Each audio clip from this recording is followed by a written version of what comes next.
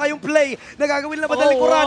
There you go. Sipa pabalik tapos follow up lang. Kaso si Kid Ver ang mabibigyan. Mukhang makakabawi yata ang HG Rock Prime. Mukhang nag-mess up ang TLAC sa teamfight na gusto lang gawin.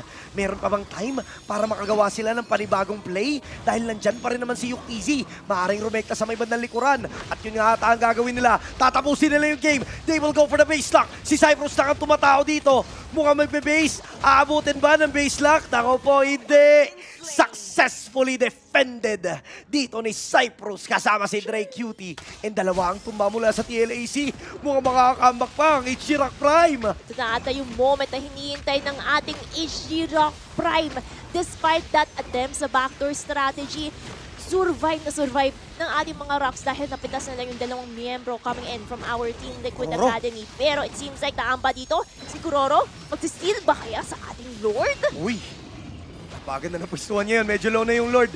Mukhang wala na mangyayari dito. Fake Lord! At nandun ang secure ni Kuroro with the retribution. Tuloy pa rin dito Blazing Duet tapos Winter Crown. Para talaga siya ay mabuhay pa pero habulin nata ni Miyamura. Phantom Execution. Kuroro tatapusin na yung laro. Bahala kayo dyan. Kayo ay maghabulan. Kuroro will try to end